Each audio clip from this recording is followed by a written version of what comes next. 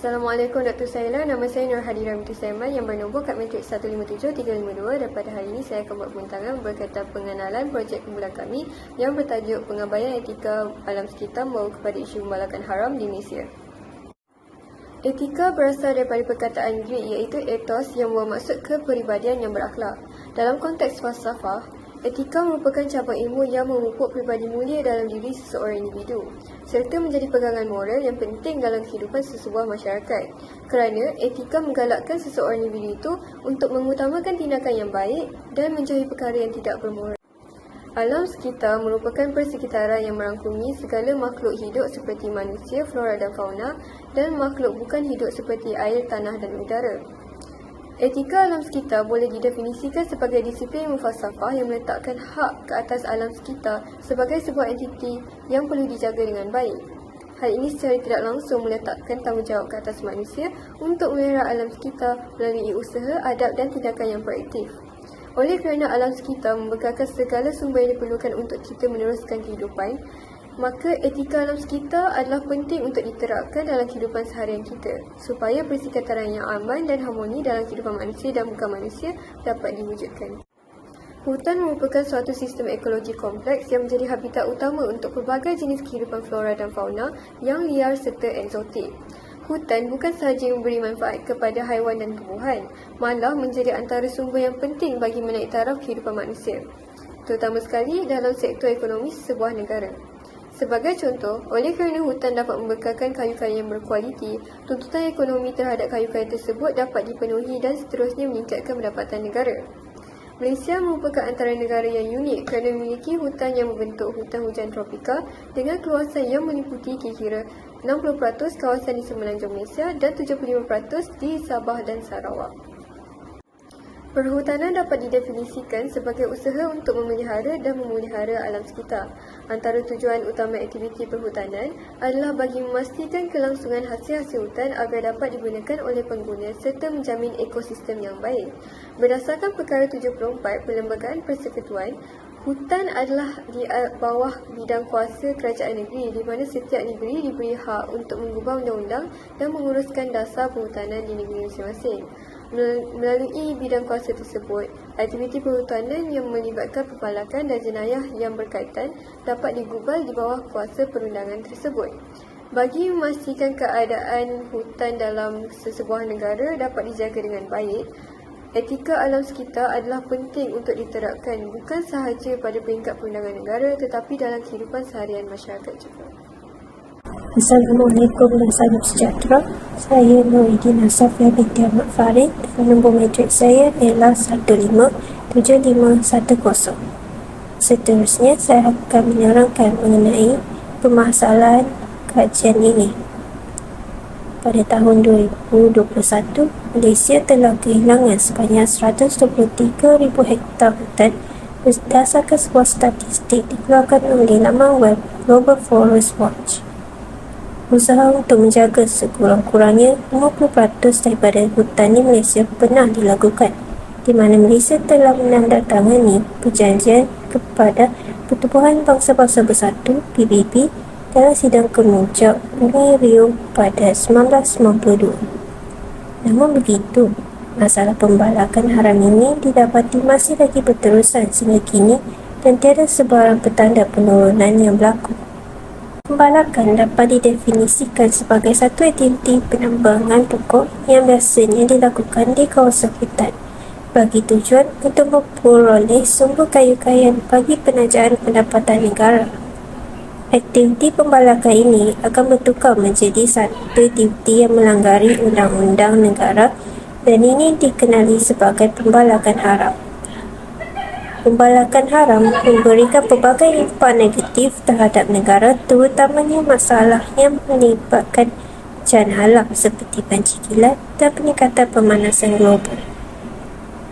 Menurut Presiden Institut Timbunan Malaysia, Profesor Dr. Muhammad Zakaria Husin, beliau sering mendengar aduan daripada rakyat tempatan melalui media massa di mana isu pembalakan haram sering menjadi punca bencana alam sehingga mengakibatkan haiwan yang terdapat di Malaysia menjadi terancam.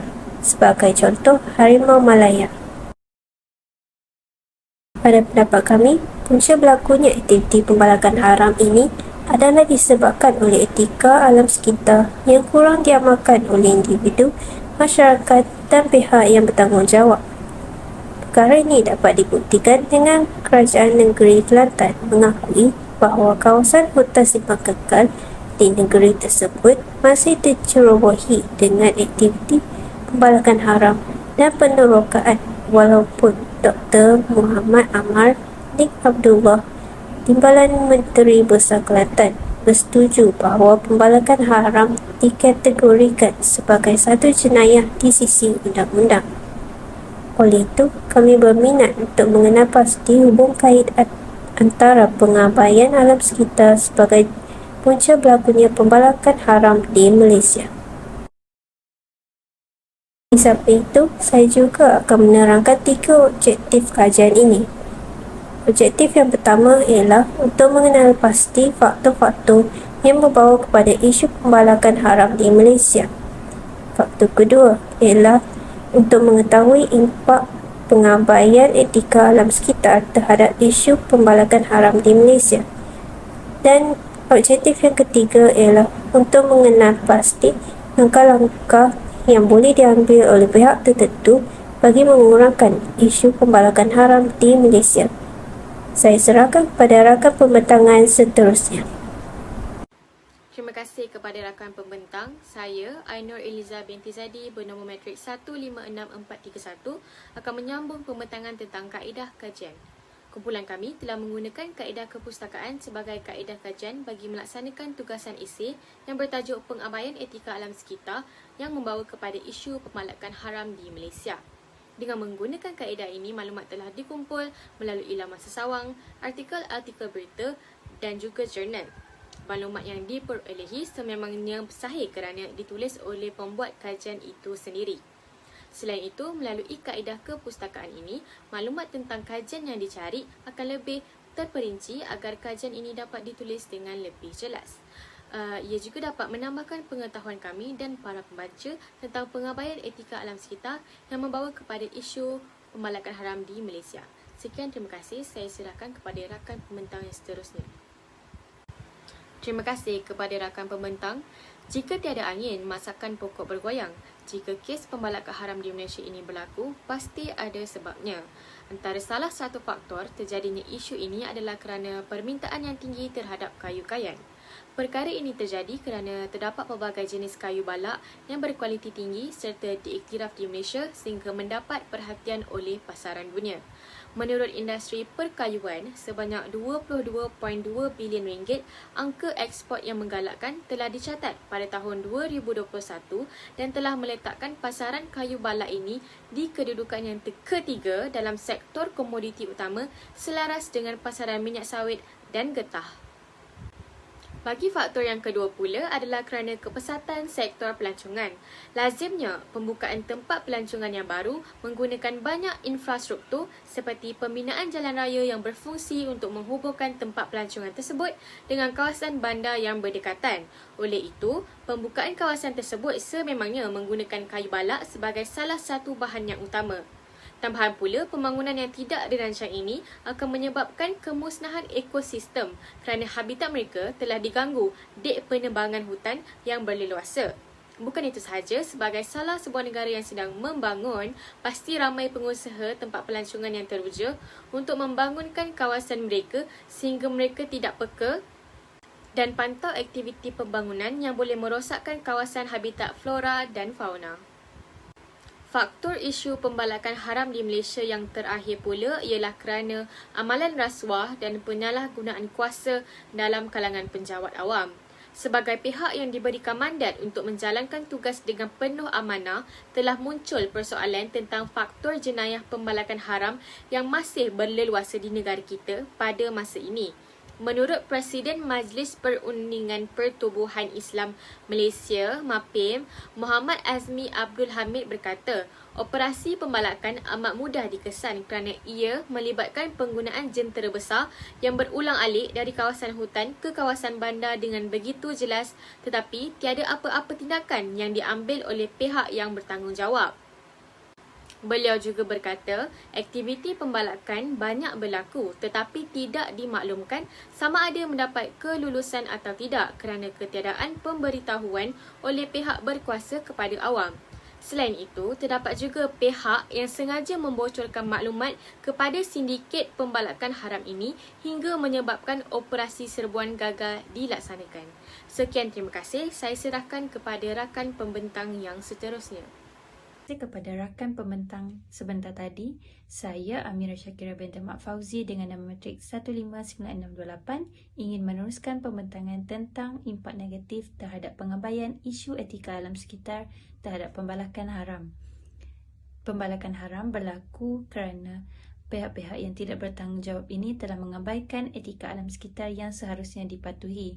Terdapat 3 impak negatif iaitu yang pertama adalah kepupusan sumber hutan dan juga kayu kayan. Malaysia memiliki sumber hutan yang sangat berharga seperti kayu meranti, kayu cengal dan juga kayu jati. Pihak yang tidak bertanggungjawab ini telah mengabaikan etika alam sekitar dan melakukan aktiviti pembalakan haram untuk mengeksploitasi dan mengaut keuntungan daripada sumber hutan sebegini. Kita dapat melihat bahawa jika aktiviti pembalakan haram ini tidak dicegah dan jika pihak-pihak ini tidak sedar bahawa terdapat etika alam sekitar yang perlu dipatuhi iaitu penjagaan dan memastikan sumber hutan ini dapat dipelihara dan dipulihara, kita akan melihat bahawa sumber hutan sebegini akan pupus dan tidak akan dinikmati oleh generasi yang akan datang dan juga tidak dapat diteruskan keberadaannya dan kewujudan sumber-sumber hutan sebegini di Malaysia. Impak negatif yang kedua bagi pengabaian etika alam sekitar terhadap isu pembalakan haram adalah peningkatan potensi banjir. Hal ini berlaku turut disokong oleh kenyataan media dalam akhbar berita harian yang melaporkan bahawa kawasan-kawasan yang mengalami banjir adalah kawasan-kawasan yang telah gondol akibat aktiviti pembalakan haram. Hal ini berlaku kerana apabila turunnya hujan, kawasan-kawasan yang telah gondol akibat pembalakan haram mengalami ketiadaan tumbuh-tumbuhan ataupun akar untuk menghalang pengumpulan air di kawasan-kawasan tanah rendah dan seterusnya mengakibatkan berlakunya banjir di kawasan tersebut. Hutan-hutan ini telah ditebang untuk pembalakan haram oleh pihak-pihak yang tidak bertanggungjawab yang mengabaikan etika alam sekitar di mana tumbuh-tumbuhan ini haruslah dijaga dan dipelihara dengan baik dan sepatutnya tidak ditebang sewenang-wenangnya hanya sekadar untuk mendapatkan keuntungan daripada kayu-kayu yang telah ditebang tersebut. Peningkatan potensi banjir ini telah menyebabkan kemudaratan dan kesan-kesan negatif terhadap manusia, tumbuh-tumbuhan dan juga haiwan yang mungkin kehilangan nyawa dan kehilangan harta benda ketika berlakunya banjir di kawasan-kawasan tanah rendah ini. Oleh itu, impak negatif iaitu peningkatan potensi banjir ini adalah berlaku kerana pengabaian etika alam sekitar oleh pihak-pihak yang tidak bertanggungjawab yang menjalankan kegiatan pembalakan haram. Impak negatif yang ketiga bagi pengabaian etika alam sekitar terhadap isu pembalakan haram adalah gangguan kepada kawasan tadahan air hujan. Apakah itu kawasan tadahan air hujan? Apabila berlakunya hujan, pokok-pokok dan tumbuh-tumbuhan yang berada di kawasan tersebut akan menadah air hujan secara semula jadi untuk menyalurkan nutrien seperti fosforus ataupun sulfat kepada tanah untuk memastikan kesuburan tanah tersebut terjamin. Namun begitu, apabila wujudnya pihak yang tidak bertanggungjawab yang menjalankan aktiviti pembalakan haram, mereka menebang hutan sewenang-wenangnya dan menyebabkan ketiadaan pokok-pokok maupun tumbuh-tumbuhan yang dapat menadah air tersebut secara semula jadi dan kesuburan tanah juga tidak dapat terjaga. Oleh itu, kita dapat melihat bahawa pentingnya bagi pihak-pihak yang bertanggungjawab ini untuk sedar tentang pengabaian etika alam sekitar yang seharusnya dijaga demi memastikan isu pembalakan haram ini tidak berlaku dan mendatangkan pelbagai kemudaratan kepada semua pihak. Sesungguhnya hutan yang ada haruslah dijaga dengan baik dengan mematuhi etika alam sekitar yang sepatutnya diikuti oleh semua pihak. Saya memberikan pembentangan ini untuk diteruskan oleh rakan pembentang saya. Antara langkah pertama yang dapat dilakukan oleh pihak-pihak tertentu bagi mengatasi isu pembalakan haram yang berlaku di Malaysia ialah melalui peranan pihak kerajaan.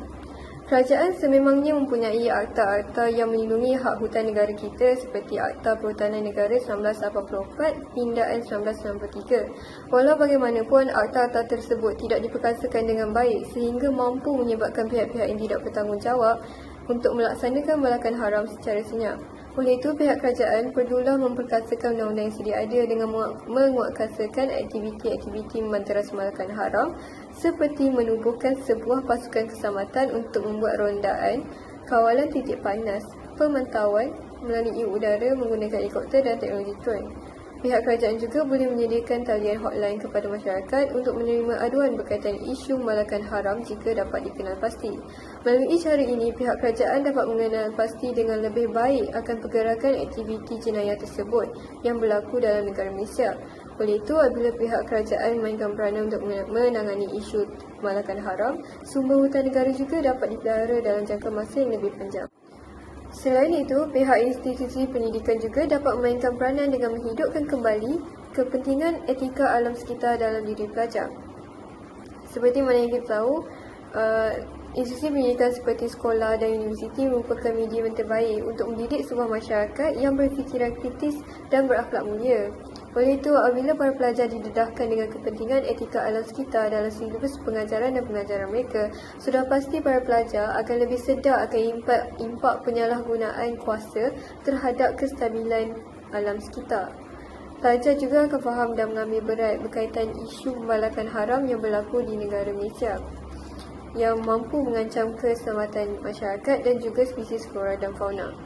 Melalui institusi pendidikan juga, pelajar bukan sahaja akan memperoleh ilmu pengetahuan yang berguna untuk menjaga keadaan hutan, tetapi semangat cinta akan alam sekitar juga akan lahir dalam diri pelajar. Hal ini akan menyumbang. Akhir sekali, pertubuhan bukan kerajaan atau lebih dikenali sebagai NGO dapat memainkan peranan mereka dengan menjadi suara kepada isu pembalakan haram di Malaysia. Seperti mana yang kita tahu, bidang kuasa NGO tidaklah sebesar pihak kerajaan. Walau bagaimanapun, hakikat tersebut tidak menghalang mereka untuk memberi kesedaran kepada masyarakat tempatan berkaitan isu pembalakan haram yang berlaku di Malaysia. Antara usaha yang dapat dilakukan oleh pihak NGO adalah dengan menjalankan kempen kesedaran untuk memelihara hutan negara pada peringkat masyarakat tempatan. Hal ini adalah kerana kempen kesedaran tersebut dapat membangkitkan semangat cinta akan alam sekitar dalam diri masyarakat sehingga mereka sanggup menjalankan kempen-kempen bermanfaat yang mengutamakan perjuangan untuk membanteras isu pembalakan haram. Sebagai contoh, Allahyarham SM Muhammad Idris, seorang aktivis alam sekitar dan bekas Presiden Persatuan Pengguna Pulau Pinang, telah berjuang dan berjaya memimpin 2 kempen mogok untuk menghentikan pilihan induk pengangkutan di Pulau Pinang yang beliau percaya akan merosakkan alam sekitar. Hal ini menunjukkan bahawa pihak NGO juga mampu untuk mengurangkan isu pembalakan haram di Malaysia. Itu sahaja daripada saya. Saya menjemput Aruna untuk membentangkan kesimpulan projek kami. Salam sejahtera. Saya Aruna, anak perempuan Nawari Tinam dan nombor matrik saya adalah 1596644. Intihannya, isu pembalakan haram adalah tanggungjawab semua pihak dan merupakan etika yang perlu dipikul oleh seluruh masyarakat Malaysia. Pengabaian etika alam sekitar hanya akan mengundang masalah kepada generasi akan datang. Menuding jari sesama manusia tidak akan menyelesaikan sebarang masalah, tetapi sebagai individu yang menyayangi negara, kita seharusnya bersedia memikul tanggungjawab bila-bila masa sahaja. Kita dapat menyimpulkan bahawa antara faktor-faktor yang mengakibatkan pembalakan haram adalah kenaikan pasaran terhadap kayu balak di Malaysia. Malaysia merupakan sebuah negara yang kaya dengan flora dan fauna dan ia bermain peranan yang penting dalam penghasilan kayu bala yang bermutu tinggi. Seterusnya, pembinaan infrastruktur yang pesat. Pokok-pokok akan ditebang dalam kuantiti yang banyak untuk mendirikan bangunan-bangunan yang baru. Pembangunan tempat pelancongan dilakukan dengan menebang pokok-pokok dalam kawasan yang terbabit. Selain itu, faktor lain yang mendorong isu pembalakan haram adalah penyalahgunaan kuasa yang berleluasa. Hal ini kerana pihak yang perlu mengambil tindakan terhadap kegiatan haram sebegini menerima rasuah dan menyalahgunakan kuasa yang diamanahkan untuknya. Impak-impak yang dikesan daripada pembalakan haram juga sangat membimbangkan. Kepupusan sumber hutan dan kayu-kayuan meningkat secara mendadak. Hal ini mengakibatkan banjir kilat berlaku dan ianya berpunca daripada hakisan tanah. Pembalakan haram juga menimbulkan masalah terhadap kawasan tadahan air. Sejurus memudaratkan ekosistem disebabkan kecuaian sesetengah pihak dalam mengawasi masalah pembalakan haram. Jika impak-impak sebegini berterusan untuk jangka masa panjang, kita akan mengalami masalah alam sekitar yang membimbangkan.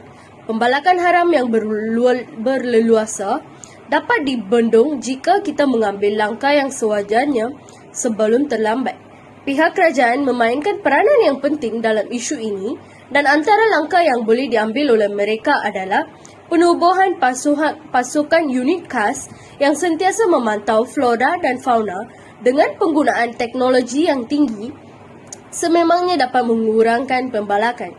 Selain itu, akta-akta baharu yang lebih ketat perlu diperkenalkan supaya hutan kita sentiasa terpelihara. Pihak universiti juga perlu menyertakan bahagian etika dan penjagaan alam sekitar dalam silibus pelajar untuk pendedahan yang terperinci mengenai pembalakan haram. Pelajar juga akan memupuk sikap kasih sayang dan prihatin terhadap alam sekitar jika langkah sebegini dilaksanakan. Tambahan pula, pihak NGO juga perlu mengambil tindakan dengan menganjurkan kempen kesedaran kepada penduduk tempatan sejurus mengajar mereka cara mengendali situasi sebegini jika ianya dikesan di sekitar tempat tinggal mereka. Aktiviti penanaman semula juga dapat menyeimbangi ekosistem tempat tinggal. Tuntasnya, etika alam sekitar sangat penting untuk kita memelihara flora dan fauna. Masyarakat yang memahami kepentingan pemeliharaan alam sekitar akan melindungi ekosistem negara juga. Pengetahuan mengenai etika alam sekitar akan mendidik rakyat mengenai elemen kasih sayang dan penghormatan terhadap alam. Etika alam sekitar dan unsur moral penting supaya isu global seperti pembalakan haram dapat dipasmi. Aktiviti pembalakan mengikut kaedah betul tidak akan mengakibatkan kemusnahan alam sekitar yang teruk. Etika alam sekitar juga berhubung rapat dengan pembalakan haram yang berlaku di Malaysia. Rakyat yang menyayangi persekitaraan akan bertindak memelihara dan memelihara alam sekeliling untuk mengekalkan keseimbangan ekosistem. Kesimpulannya, etika alam sekitar amatlah penting supaya kita dapat mengendalikan isu pembalakan haram di Malaysia. Sekian sahaja daripada saya. Terima kasih.